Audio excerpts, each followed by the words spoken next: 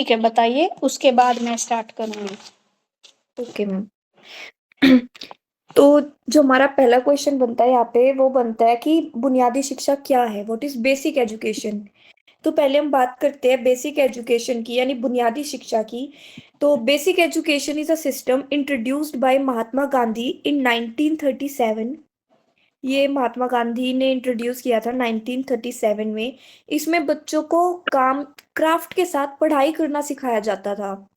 मतलब अभी भी सिखाई जाती है, जैसे कि बुनाई, मतलब कपड़े बुनना बनाना और मिट्टी के बर्तन बनाना, जिससे कि बच्चा फ्यूचर में इंडिपेंडेंट बन सके। अगर उसकी मतलब कहीं भी जॉब नहीं लगती, कुछ कुछ फाइनेंशियल इतनी प्रॉब्लम आ जाती है, तो उनको ऐसी स्किल्स सिखाई जाती थी जिससे वो अपनी स्किल्स के बेस पे खुद के पैरों पे खड़े हो सके। तो महात्मा गांधी जी ने कुछ मेन आइडियाज दिए थे। तो उनके अनुसार क्या था कि जो एजुकेशन है वो सिर्फ पढ़ना और लिखना नहीं है। एजुकेशन का गोल ओवरऑल डेवलपमेंट से है, जैसे कि physical, mental, spiritual development. For example जैसे बच्चा स्कूल में सिर्फ मैथ्स ही नहीं पढ़ता बल्कि खेलता भी है, तो ये फिजिकल डेवलपमेंट है। अ, और सोचता है, वो सवाल पूछता है। हाँ जी देवानंद। बोलो बेटे, क्या प्रॉब्लम है?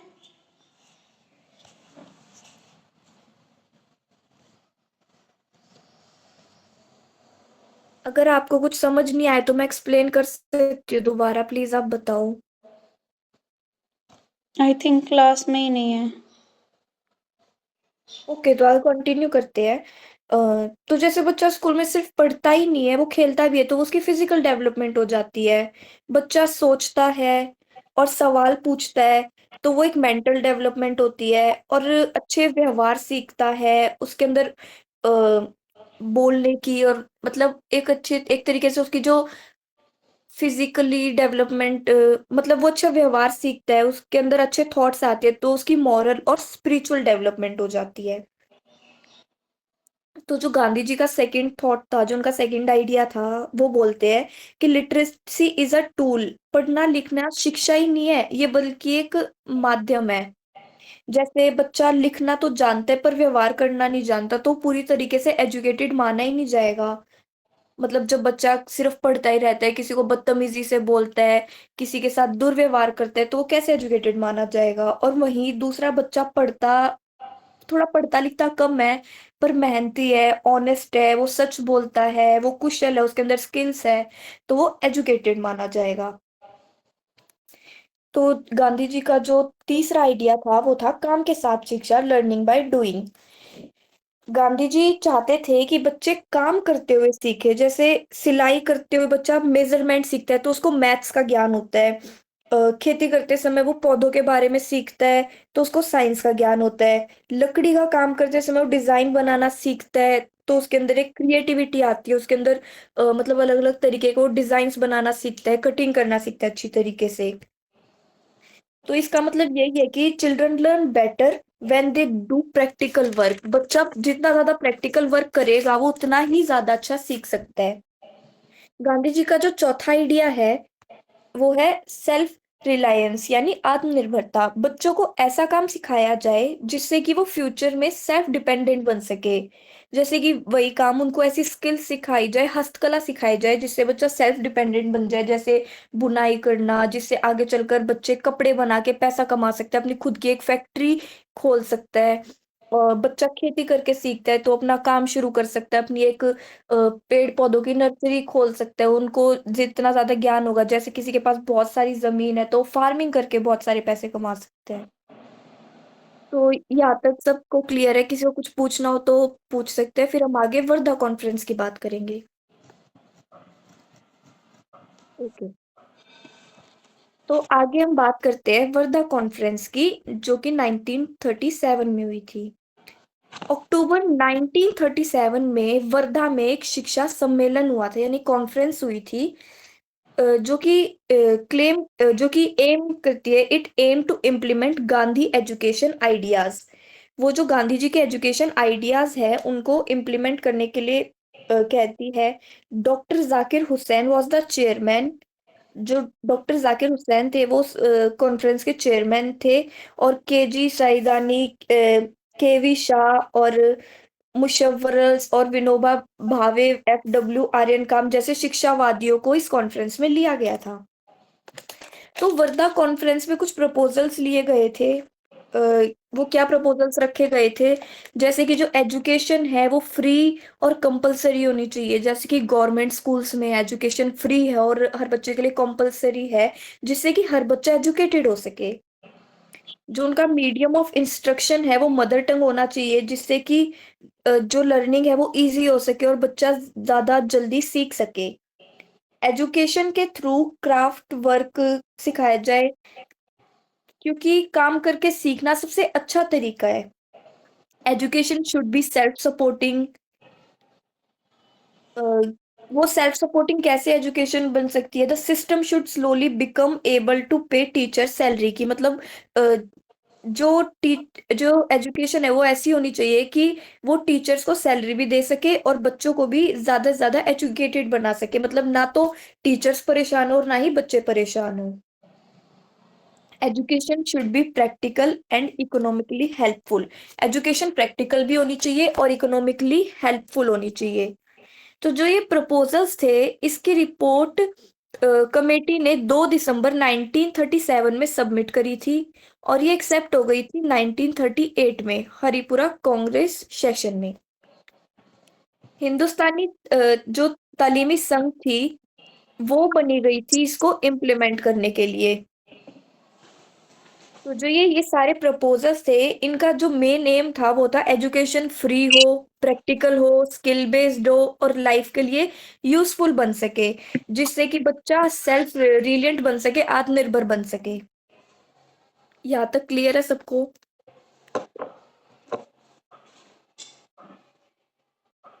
ओके। तो आगे बात करते हैं। जो बेसिक एजुकेशन है, हमारी बुनियादी शिक्षा है, इसकी 4 स्टेजेस है। तो जो पहली इसकी स्टेज है वो है पूर्व आधारभूत अवस्था, यानी प्री बेसिक एजुकेशन। तो जो इसका एज क्राइटेरिया वो है 7 साल से कम। इसके अंदर कहते हैं कि जो बच्चा है ना वो खेलते खेलते सीखता है, जैसे कि ड्राइंग ड्राइंग करते करते बच्चा सीखता है कि स्टार क्या है, मून क्या है, एक पेड़ कैसे बनता है, एक हट कैसे बनती है, रिवर कैसे बनती है और रिवर का क्या कलर होता है, सन का क्या कलर होता है। तो ये बच्चा ड्राइंग के थ्रू सीखता है। और सिंगिंग, जैसे पोयम्स गाना, पोयम्स के अंदर ट्विंकल ट्विंकल लिटिल स्टार है, तो ट्विंकल का मतलब होता है चमचमाना, लिटिल का मतलब होता है छोटा। तो बच्चा क्या करता है, लर्निंग थ्रू प्ले, एक खेल के द्वारा बच्चा सीखता है। तो इसकी जो सेकंड अवस्था है वो है बेसिक एजुकेशन, यानी आधारभूत शिक्षा। इसका जो एज क्राइटेरिया वो है 7 to 14 ईयर्स, 7 से 14 साल।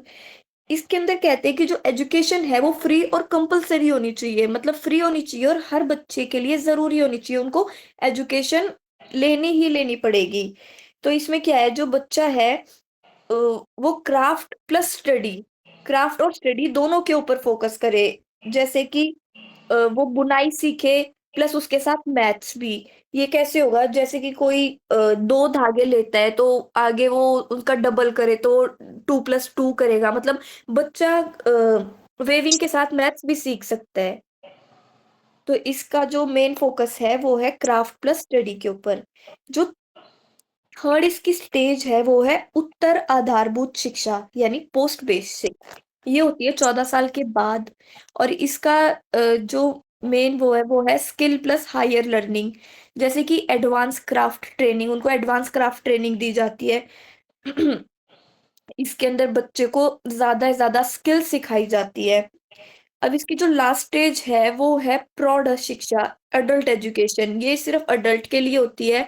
इसके अंदर जैसे कुछ प्रोग्राम्स इंट्रोड्यूस किए जाते हैं, जैसे लिटरेसी प्रोग्राम्स, जिससे कि जो अडल्ट्स हैं उनके अंदर कुछ ऐसा माइंडसेट बने, वो प्रोग्राम्स देख के कि वो खुद इंडिपेंडेंट बनना सीखे, खुद मतलब ज़्यादा ज़्यादा अपनी स्किल्स पे फोकस करे। तो जो इस सारी जो ये स्टेजेस हैं, इनका एक ही कंक्लूजन निकलता है कि जो एजुकेशन है वो सभी एजेस के लिए है, मतलब शिक्षा की कोई उम्र नहीं होती। जो जितने भी एजेस के वो सारे इनको सीख सकते हैं। आगे आते हैं हम। बेसिक एजुकेशन के कुछ फीचर्स हैं, बुनियादी शिक्षा की कुछ विशेषताएं हैं। जो इसकी पहली विशेषता है वो है जीवन के लिए शिक्षा, एजुकेशन फॉर लाइफ। जिससे एजुकेशन जीवन में यूजफुल बनती है, जैसे कि फार्मिंग, कुकिंग और डेली वर्क सीखना। तो ये हमारे जो डेली जो वर्क होते हैं, हमारी डेली लाइफ के अंदर बहुत काम आती है। इसकी जो सेकंड फीचर है वो हो सकती है लोकतांत्रिक शिक्षा, democratic education. It promotes equality, cooperation and participation. जैसे कि ग्रुप एक्टिविटीज इन क्लास, मतलब जो इक्वलिटी को प्रमोट करे, सहभागिता को, पार्टिसिपेशन को प्रमोट करे। जैसे कि ग्रुप एक्टिविटीज कराई जाती है स्कूल्स में, तो ये एक अच्छी सोसाइटी बनाने में हेल्प करता है। हमारा जो थर्ड फीचर आता है वो होता है बाल केंद्रित शिक्षा, child centred education. Education should be based on needs and interest of child. इसके अंदर कहते हैं कि जो एजुकेशन है वो जो एजुकेशन जो बेस्ड होनी चाहिए वो बच्चे के इंटरेस्ट पे और उनकी नीड्स के ऊपर बेस्ड होनी चाहिए, जिससे कि बच्चा ज्यादा से ज्यादा इंटरेस्ट के साथ उसको पढ़े और ज्यादा ज्यादा समझ सके। फोर्थ फीचर है निशुल्क और अनिवार्य शिक्षा, फ्री एंड कंपलसरी, जिससे कि हर बच्चे को इक्वल अपॉर्चुनिटी मिल सके। जैसे गवर्नमेंट स्कूल्स हो गए, हर बच्चे को एक अपॉर्चुनिटी मिले इक्वल, और सारे बच्चे फ्री में एजुकेशन ले सके। फिफ्थ फीचर है मातृभाषा से शिक्षा, मदर टंग, जिससे कि जो लर्निंग है वो इजी हो जाती है। सिक्स्थ फीचर है कार्य आधारित शिक्षा, वर्क बेस्ड लर्निंग। इसके अंदर जो प्रैक्टिकल नॉलेज है वो इंक्रीज होती है, जैसे कि गार्डनिंग करना, उससे हमारी जो प्रैक्टिकल नॉलेज है वो इंक्रीज होगी। इसका जो दूसरा हम इसको कह सकते हैं कि करके सीखना, लर्निंग बाय डूइंग, ये वही मतलब हो जाता है इसका। जो इसका सेवंथ फीचर है वो है सेल्फ रिलायंस, यानी स्वावलंबन करके इसको कुछ बोलते हैं, जिससे कि जो स्टूडेंट है वो इंडिपेंडेंट बन सके, वो स्किल सीख सीख सके, खुद पैसे कमाने के लिए, मतलब वो स्किल्स बेस्ड लर्निंग सीख सके। जो इसका एट्थ फीचर है वो है सामाजिक और नैतिक विकास, सोशल एंड मोरल डेवलपमेंट। इसमें क्या होता है कि जो हमारा जो यूथ है, जो बच्चा है, वो अच्छा कैरेक्टर बिल्ड कर सके अपना, दूसरों के साथ हेल्प करना सीख सके, उनके काम में हाथ बटाना सीख सके, और ऑनेस्टली आए उसके अंदर वो सच बोलना सीख सके। ये फीचर्स सबको, किसी को कुछ प्रॉब्लम हो तो पूछ सकते हैं।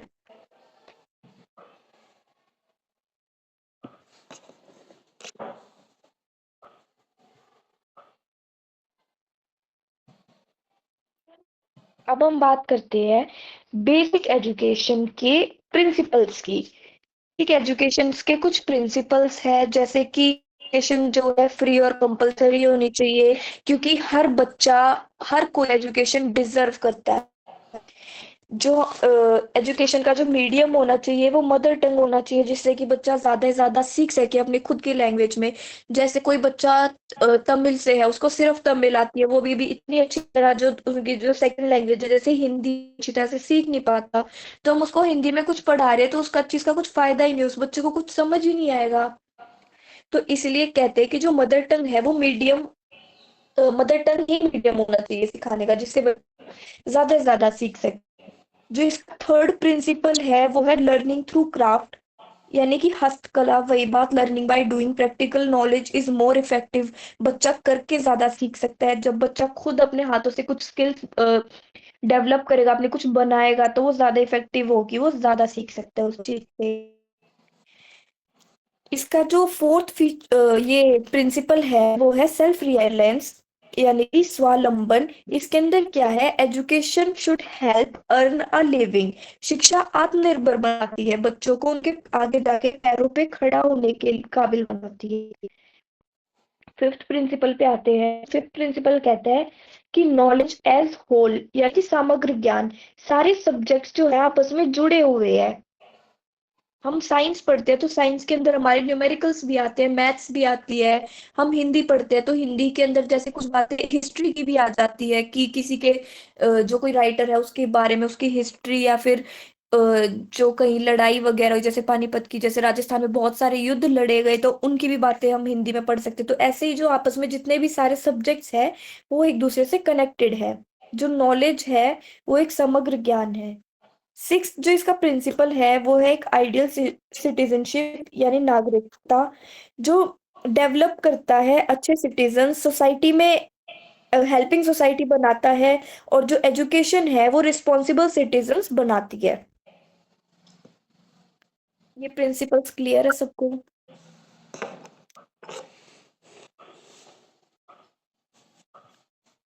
तो अब हम आते हैं इसके लास्ट पॉइंट पे, वो है ऑब्जेक्टिव्स ऑफ बेसिक एजुकेशन, यानी कि जो ये बुनियादी शिक्षा है इसके कुछ उद्देश्य है।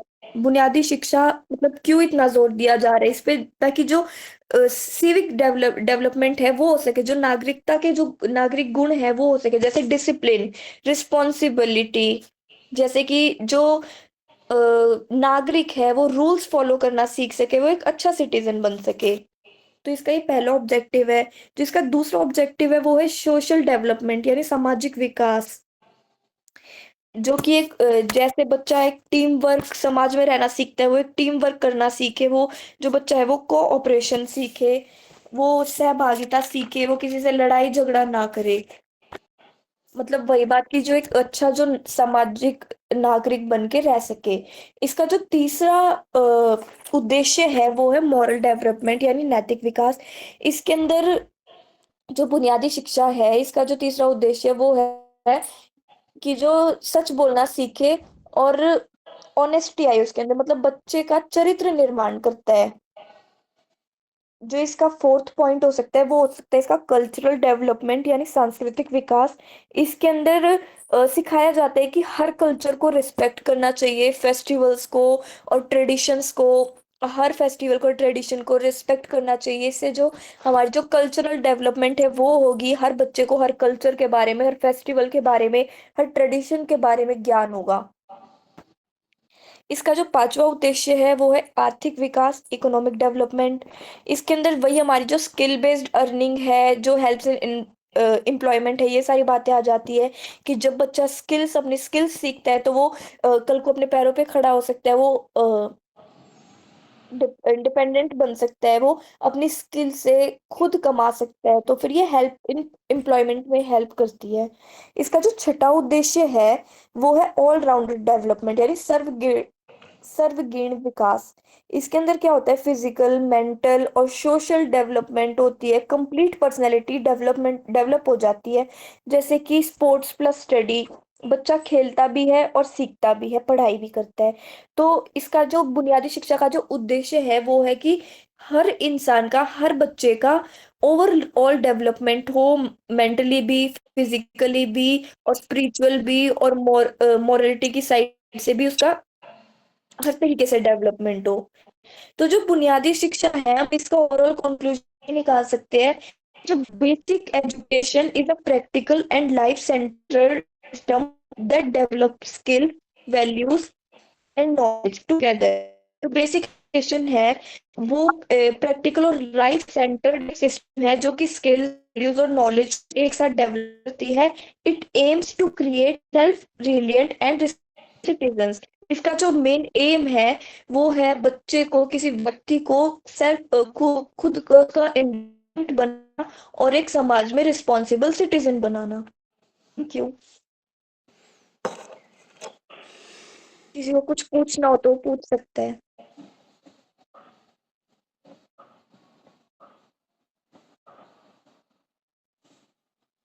इतना अच्छे से क्लियर करवाया, किसी को पूछने की जरूरत ही नहीं है।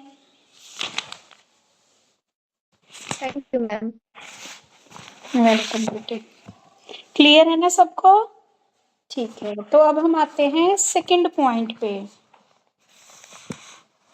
India's contemporary education continuities with and shift from colonial legacy। Bharat में समकालीन शिक्षा यानी कि औपनिवेशिक विरासत की शिक्षा की निरंतरता और उसे अलगाव, ठीक है, उसे किस प्रकार अलग हुई। तो फर्स्ट क्वेश्चन यहाँ पे आता है कि भारत की जो समकालीन शिक्षा है उस पर औपनिवेशिक प्रभाव की व्याख्या कीजिए, यानी कि जो हमारी कंटेम्प्रेरी एजुकेशन थी उसके ऊपर जो अंग्रेजी शिक्षा थी उसका क्या प्रभाव पड़ा, उसके बारे में हम यहाँ पे बात करेंगे। अगर हम देखा जाए तो 15 अगस्त 1947 को जब भारत आज़ाद हुआ, परंतु आर्थिक, सामाजिक और विशेषकर शैक्षिक रूप से वह तब भी अंग्रेजों का ही गुलाम बना। 15 अगस्त को हम आज़ाद तो हो गए, लेकिन हमारा देश क्या था, इकोनॉमिक लेवल से और हमारा सोशली और एजुकेशन रूप से अभी भी क्या था, अंग्रेजों का ही गुलाम था। और हमारी एट प्रेजेंट में जो एजुकेशन सिस्टम है वो भी क्या है, हमारा इसी से प्रभावित है, अंग्रेजी शिक्षा से, यानी कि उस टाइम की जो ब्रिटिश एजुकेशन थी उसी से आज भी यह प्रभावित है।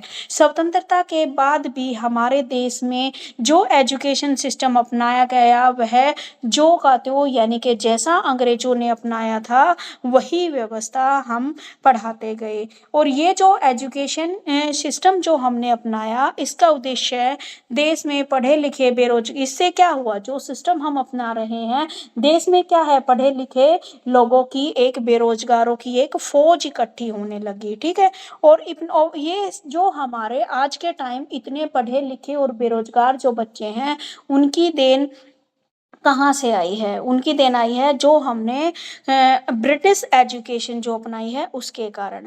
तो भारत सरकार द्वारा अपनाई गई इस एजुकेशन सिस्टम में कोई भी क्या है, आपकी एम्प्लॉयमेंट से रिलेटेड कोई एजुकेशन नहीं है। हम जस्ट पढ़ रहे हैं, हम सब्जेक्ट्स को पढ़ रहे हैं, हमने +2 कर ली, हमने ग्रेजुएशन कर ली, पोस्ट ग्रेजुएशन कर ली, और हमारे सामने एम्प्लॉयमेंट के कोई अवसर हैं ही नहीं, जस्ट पढ़ाते जा रहे हैं। ठीक है, वही हम प्राचीन काल वाला, वही पहले क्या है, आर्ट, कॉमर्स और साइंस, ये सारी चीजें कर रहे हैं, और कुछ भी हमारे हाथ में नहीं आ रहा है।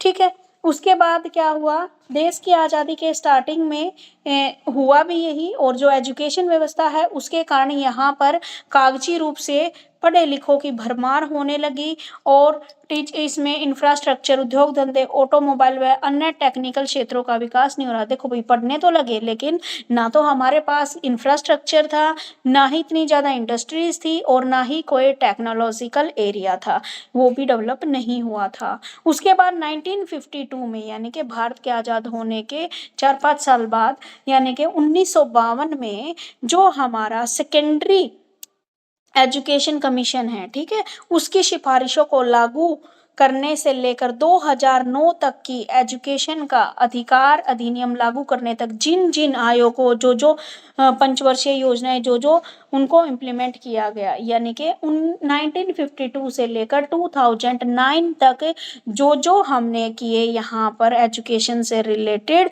उन सारी चीज़ों को यहाँ पर बताया गया है कि क्या क्या चीज़ें हमने इम्प्लीमेंट की है, क्या क्या नई चीज़ें जोड़ी गई हैं।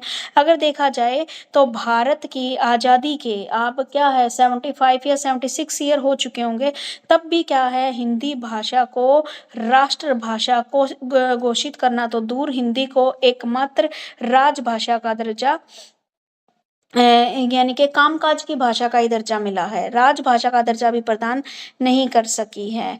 देश का राजकार्य अधिकांश अंग्रेजी भाषा में ही होता है। देखो, इन्होंने बोल दिया 75 साल के बाद भी हमारी जो हिंदी भाषा है वो क्या है, हमारी हिंदी को घोषित नहीं किया गया है। आज भी ऑलमोस्ट जो कार्यवाही है वो इंग्लिश में ही होती, हाँ, लेकिन अब क्या है, राजकाज की भाषा इसको सिर्फ घोषित किया है। ठीक है, यानी कि जो भी निकलेंगे ऑर्डर वो हिंदी में भी निकलेंगे और इंग्लिश में भी। इंग्लिश तो फिर भी चल ही रही है साथ में, ऑर्डर क्या है, हिंदी में भी निकलेंगे, बस इतना हुआ है।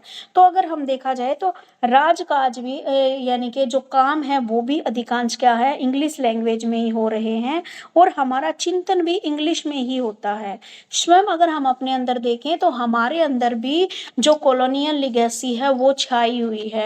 हर एक व्यक्ति ये चाहता है कि मुझे इंग्लिश बोलने आए। ठीक है, और अगर एट प्रेजेंट टाइम देखा जाए तो भारत सरकार की जो शिक्षा का अधिकार अधिनियम 2009 है उसको संपूर्ण देश में लागू कर दिया गया। हालांकि अभी भी इस अधिनियम को हरियाणा जैसे गिने चुने राज्यों में ही लागू किया जा सका है, और वह भी अपने पूर्ण वैभव और व्यवस्था के साथ लागू नहीं हुआ, यानी कि 2009 में एक एक्ट लागू किया गया था फ्री टू एजुकेशन वाला, ठीक है, शिक्षा का अधिकार, जिसमें शिक्षा के अधिकार को फंडामेंटल राइट्स में बताया गया। और इसमें क्या बताया गया कि 6 से 14 साल तक के बच्चों को फ्री एजुकेशन प्रोवाइड की जाएगी। तो इसको क्या है, धीरे धीरे पूरे देश में लागू किया गया। सबसे पहले तो क्या था, हरियाणा में लागू किया गया था। और आपको बता दूं, एनईपी 2020 भी सबसे पहले हरियाणा में ही लागू हुई है, ठीक है।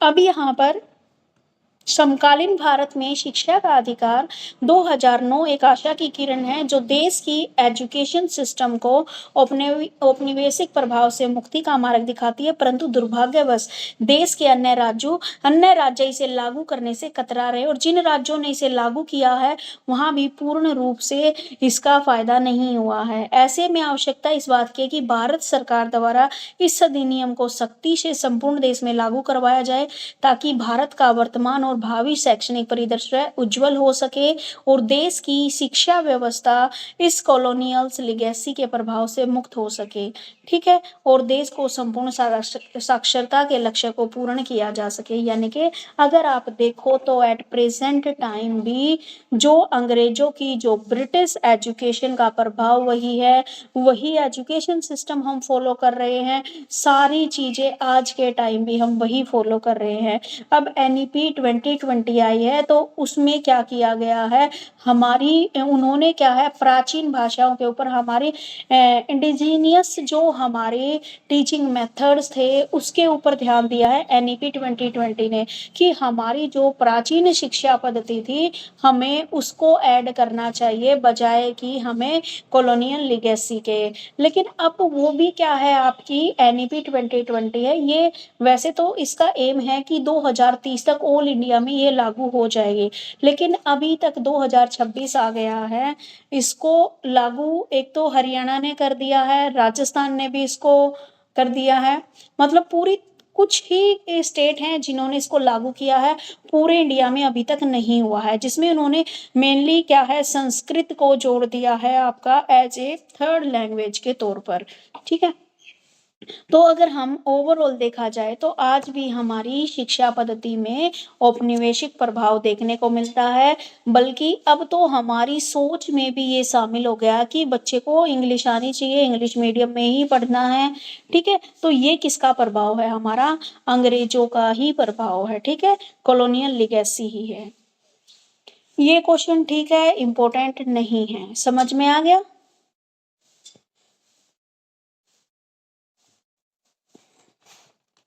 अंडरस्टैंड।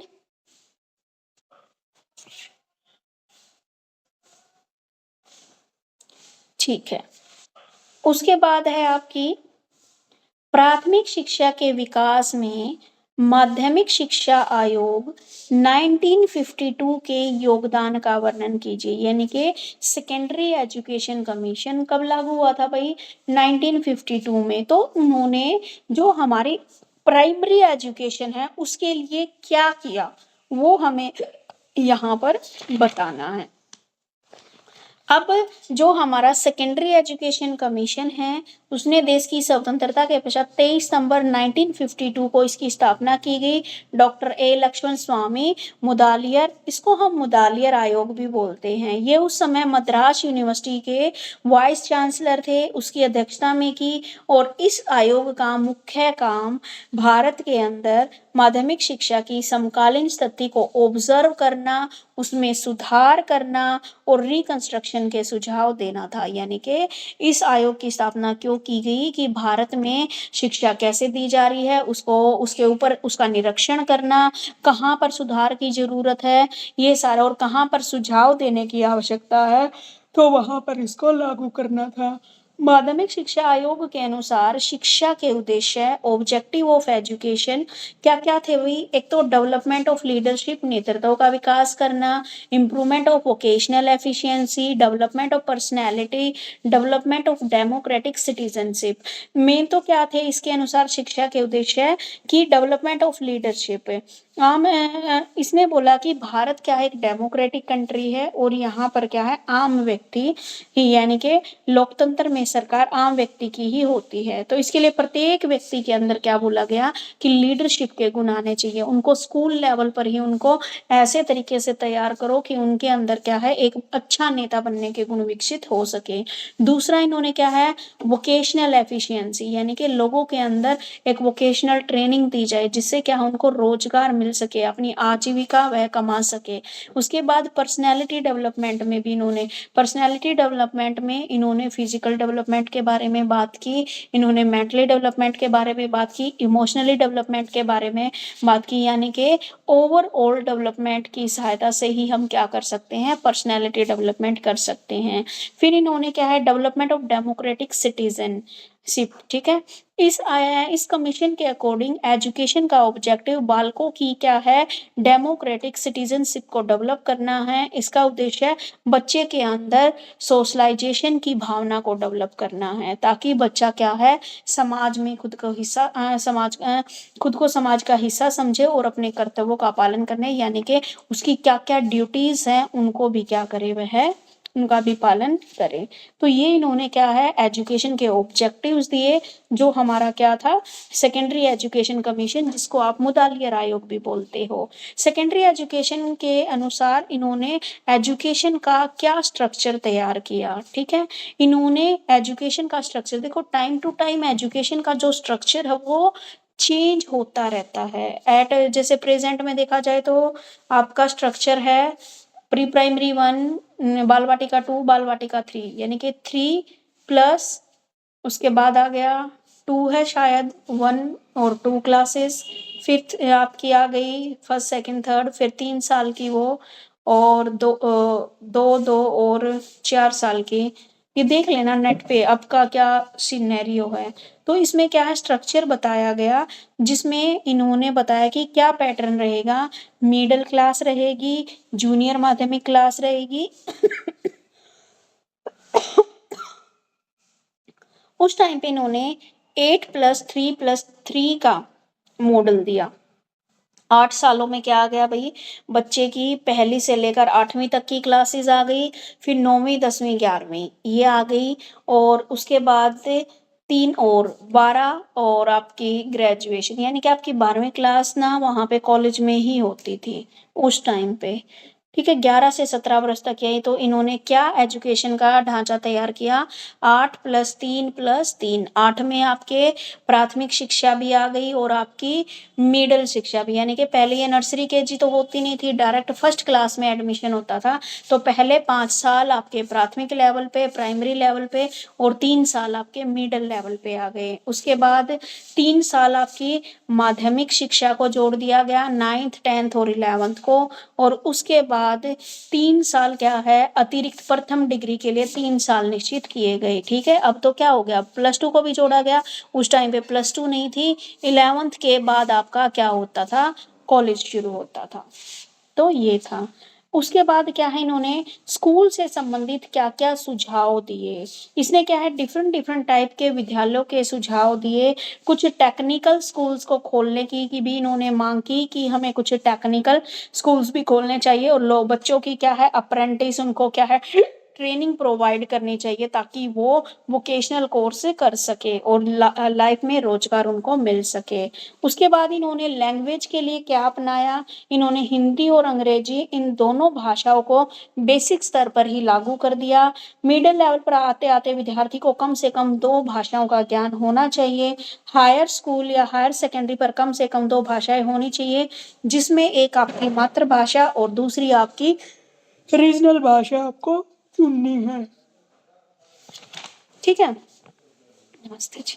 उसके बाद बात आती है मिडिल लेवल पर, आपकी माध्यमिक स्तर पर शिक्षण का माध्यम मातृभाषा या क्षेत्रीय भाषा होनी चाहिए। इसके अतिरिक्त विद्यालय में भाषाई अल्पसंख्यकों हो तो उन्हें विशेष सुविधाएं दी जानी चाहिए, यानी कि यहाँ पर भाषा का माध्यम क्या है, इंग्लिश और हिंदी, 2 भाषाओं को इसमें लागू किया गया, और आपकी जो लर्निंग थी वो मातृभाषा में थी, और दूसरी आप क्या थी, एक रीजनल लैंग्वेज चुन सकते थे, यानी कि आपको 8th क्लास तक तो हिंदी इंग्लिश दोनों चीजें पढ़नी थी, और उसके बाद आपको सिर्फ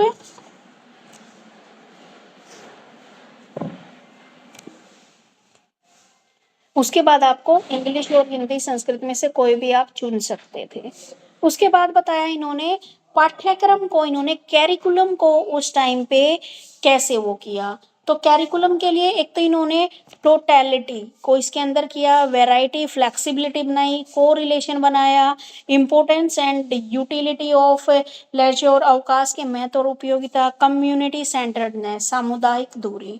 ठीक है, तो ये इन्होंने माध्यमिक आयोग द्वारा पाठ्यक्रम को डेवलप करने के लिए टोटलिटी को यानी कि पाठ्यक्रम गठन के समय निश्चित किया गया कि बच्चे को हमें क्या क्या पढ़ाना है, उसके सर्वांगीण विकास की तरफ हमें ध्यान देना है, हमें लाइब्रेरीज बनानी है, लेबोरेटरीज बनानी है, खेल के मैदान और जो भी कल्चरल एक्टिविटीज होनी है उनके लिए भी हमें यहाँ पे स्टेज वगैरह प्रोवाइड कराना है। ठीक है, दूसरा इन्होंने फ्लेक्सिबिलिटी यानी कि हम ऐसा सिलेबस बनाए जिसमें समय के अकॉर्डिंग नीड हो तो हम चेंज कर सकें। ठीक है, उसमें ये। उसके बाद को रिलेशन, जो पाठ्यक्रम है उसका हमारे जीवन के हर एक उसके साथ क्या होना चाहिए, रिलेशन होना चाहिए। अब आप देखो कोई भी सब्जेक्ट आप पढ़ते हो तो रियल लाइफ से आपका हर एक सब्जेक्ट क्या करता है, कनेक्ट करता है। उसके बाद क्या है, importance and utility of leisures यानी कि अवकाश का महत्व एवं उपयोगिता।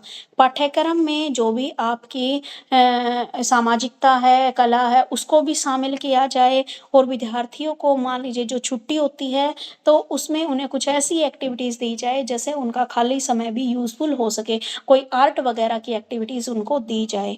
कम्युनिटी सेंटर्डनेस बोला गया यानी कि हम समाज में रहते हैं और पाठ्यक्रम ऐसा होना चाहिए जो प्रोडक्टिव कार्यों को कर सके, यानी कि हमें ऐसा कैरिकुलम बच्चे को पढ़ाना है जो इन फ्यूचर जिससे वह कुछ प्रोडक्टिविटी उसको मिले। प्रोडक्टिविटी का मतलब आगे वह कामयाब हो सके। ठीक है, उसके बाद माध्यमिक इससे सेकेंडरी एजुके शिक्षा प्रणाली में क्या क्या इम्प्रूवमेंट की बात इन्होंने की। इन्होंने इम्प्रूवमेंट की बात की, एक तो सर्वांगीण विकास पर ध्यान दिया, ओवरऑल डेवलपमेंट के बारे में। ओवरऑल डेवलपमेंट में आपकी सारी आ जाती है, मानसिक विकास, बौद्धिक विकास, शारीरिक विकास। ठीक है, ये सारे विकास इसके अंदर आ जाते हैं। बाह्य परीक्षाओं की संख्या में कमी यानी कि एजुकेशन प्रणाली में जो कोर्स है उसकी समाप्ति पर केवल एक जन सामान्य परीक्षा होनी चाहिए, यानी कि बार बार आपके बोर्ड के एग्जाम नहीं लेने, हमें एक ही बार बोर्ड के एग्जाम लेने हैं। उसके बाद क्या है, आत्मपरकता की कमी। आयोग ने सुझाव दिया कि सामान्यतः भारत में परीक्षा लेते हुए प्रश्न पत्रों में यानी कि मिनिमाइजेशन ऑफ सब्जेक्टिविटी, सब्जेक्टिविटी को कम रखना, यानी कि सारे के सारे लॉन्ग क्वेश्चन नहीं पूछने, हमें कुछ शॉर्ट क्वेश्चन पूछने हैं, कुछ वेरी शॉर्ट, कुछ एमसीक्यू, कुछ फिलअप, मतलब इस तरीके से हमें रखना है, सारे के सारे सब्जेक्टिव क्वेश्चन नहीं पूछने हैं। प्रोविजन ऑफ कंपार्टमेंट एग्जामिनेशन, अगर किसी बच्चे को कंपार्ट आ जाता है तो उसका क्या प्रावधान रहेगा वो भी इन्होंने यहाँ पे बताया। नेचर ऑफ सर्टिफिकेट, और बच्चों को हम क्या है सर्टिफिकेट या कैसे देंगे, उनका ग्रेडिंग सिस्टम अपनाएंगे या फिर और कोई सिस्टम अपनाएंगे, रिकॉर्ड किस तरीके से रखेंगे, ये सारी चीजें। उसके बाद और क्या दिया इन्होंने, माध्यमिक, एक सेकंड बेटे,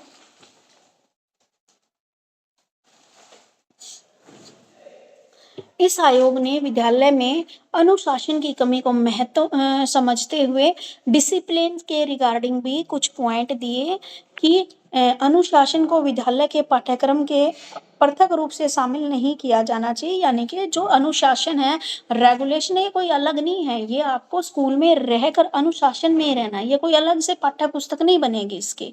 आयोग ने कहा कि जो भी स्टूडेंट है उसको अनुशासन हमें डिफरेंट डिफरेंट एक्टिविटीज के जरिए उनके डेवलप करना है। और आयोग ने ये भी बोला कि अनुशासन साथ साथ बच्चे के चरित्र निर्माण के लिए भी यहाँ पर हमें कार्य करना है। तो इस प्रकार जो आपका सेकेंडरी कमीशन है उसने भारत का पहला महत्वपूर्ण शिक्षा आयोग था जिसने उस टाइम की जो स्थिति को देखते हुए उसका एनालिसिस करते हुए शिक्षा प्रणाली में क्या क्या हमें परिवर्तन चाहिए उसके ऊपर अपने सुझाव प्रस्तुत किए। ठीक है, तो ये था आपका सेकेंडरी कमीशन। इस तरीके से ना आप अलग अलग पढ़ोगे, उसके बाद जैसे हर एक चीज में कुछ ना कुछ कमियां रह जाती हैं तो फिर एक नया एक्ट पास होता है, उसमें उन कमियों को दूर करने की जरूरत होती है। ठीक है, यहाँ तक मुझे बताइए ये समझ में आ गया आपको?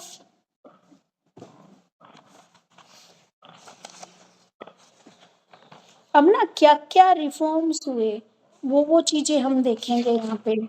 अब देखो, जो आपका 1952 का था, अब इसमें कुछ कमियाँ लगी तो फिर 1964 और 66 में कोठारी आयोग आया, ठीक है? उसने क्या है प्राथमिक शिक्षा में क्या-क्या सिफ़ारिशें दी। ये 14 जुलाई 1964 को आया, ठीक है? ये क्या है सभी लेवल्स पर यानी कि आपका प्राइमरी लेवल में सेकेंडरी लेवल, मिडल लेवल सबके ऊपर इसने अपनी रिपोर्ट प्रस्तुत की। 17 सदस्यों की एक टीम बनाई गई और इन्होंने बताया इसके जो अध्यक्ष थे वे थे दौलत सिंह कोठारी, इसीलिए इसका नाम कोठारी आयोग भी पड़ा, ठीक है? और भारतीय शिक्षा आयोग के नाम से भी इसको जाना जाता है। वो तो था माध्यमिक शिक्षा आयोग, सेकेंडरी एजुकेशन कमीशन, ये इंडियन एजुकेशन कमीशन, भारतीय शिक्षा आयोग, कोठारी कमीशन भी बोल सकते हैं, उसको मुदालियर आयोग बोलते हैं और इसको कोठारी आयोग बोलते हैं। यानी कि उसमें कुछ कमियाँ महसूस हुई तभी तो फिर से रिवाइज़ करने की भई फिर से चेक करो आप ओवरऑल इंडिया में कहाँ पर क्या कमी है एजुकेशन को लेकर, तब ये बना कोठारी कमीशन, ठीक है? अब कोठारी कमीशन ने क्या-क्या बताया भई, इन्होंने शिक्षा का हमेशा से महत्व पर मानव इतिहास में शायद इतना महत्व कभी नहीं रहा जितना कि आज में विज्ञान तो इन्होंने दिया कि भई हमें खाली इतिहास पर नहीं, एट प्रेज़ेंट में हमें साइंस की भी बात करनी है, साइंस के बारे में भी पढ़ना है, हमें अपनी प्रोग्रेस के बारे में भी, हमारी सिक्योरिटी भी हमारी आज उतनी ही महत्वपूर्ण है। तो उसने उस टाइम की आवश्यकताओं को देखते हुए अपनी रिपोर्ट प्रस्तुत की। जैसे मान लीजिए मैं आपको कोई काम दे दूँ पूरी क्लास को कि बेटा आपको ना ये रिपोर्ट जारी करनी है यानी कि अपने आस-पास के जितने भी स्कूल हैं, उनमें देखो कि कैसे शिक्षा का यानी कि प्राइवेट स्कूल का नहीं, गवर्नमेंट स्कूल का देखो कैसा इंफ्रास्ट्रक्चर है, किस तरीके से वो पढ़ा रहे हैं, फंड का सही तरीके से यूज़ कर रहे हैं या नहीं कर रहे, बच्चों को कैसी शिक्षा तो आप क्या है कुछ अच्छी चीज़ें लिख के लाओगे उसके बारे में और कुछ जो चीज़ें वहाँ पे कमियाँ हैं वो लिख के लाओगे। तो ऐसे ही क्या है कोठारी आयोग ने भी जो 17 लोगों की जो टीम थी उन्होंने पिछले वाली जो 1952 वाली थी उस पूरी रिपोर्ट को एक तो अच्छे से पढ़ा और फिर देखा कि भई हमें कहाँ-कहाँ सुधार की आवश्यकता है। ग्राउंड लेवल पर जाकर उन्होंने चेक किया कि कहाँ-कहाँ पर एक्चुअल में हमें सुधार की आवश्यकता है और प्रेज़ेंट टाइम में हमें क्या-क्या चीज़ें और लागू करनी पड़ेंगी। अब देखिए भई इसने क्या-क्या महत्वपूर्ण सिफ़ारिशें की। सबसे पहले तो उन्होंने बोला कि हमें सबसे पहले तो हमें प्राइमरी शिक्षा का ज़िम्मा उठाना चाहिए, ठीक है? प्राइमरी शिक्षा का उद्देश्य व्यक्ति को ज़िम्मेदार और उपयोगी नागरिक बनाना होता है। दूसरी बात इन्होंने बोली कि जो हमारे संवैधानिक निर्देश की पूर्ति यानी कि जो हमारे कॉन्स्टिट्यूशनल एक्ट है, उसकी पूर्ति की जाए। तो इन्होंने कॉन्स्टिट्यूशन के अनुच्छेद 45 के अनुसार 14 वर्ष तक के सभी बच्चों के लिए देश में निःशुल्क और अनिवार्य शिक्षा का प्रावधान किया जाना है, परंतु किन्हीं कारणों से ऐसा न किया जा सका और शिक्षा आयोग ने इस विषय पर गंभीरता से विचार किया। यानी कि इन्होंने दिया ये कंसेप्ट कि भई हमें निःशुल्क शिक्षा देनी चाहिए, फ्री एजुकेशन प्रोवाइड करनी चाहिए, लेकिन उस टाइम पर ये लागू नहीं हो पाया। उसके बाद इन्होंने बोला कि जो हम वेस्टेज कर रहे हैं, स्टैग्नेशन कर रहे हैं, अपव्यय अवरोध कम करने पर जोर देना चाहिए। यानी कि क्लास 1 में प्रवेश लेने वाले बच्चों में 80% छात्र प्राथमिक स्तर पर ही शिक्षा पूरी कर लें और उस समय केवल 35% बच्चे ऐसा कर पाते थे। ये बोला कि हमारी वेस्टेज हो रही है। 1 मिनट रुको बेटा, क्या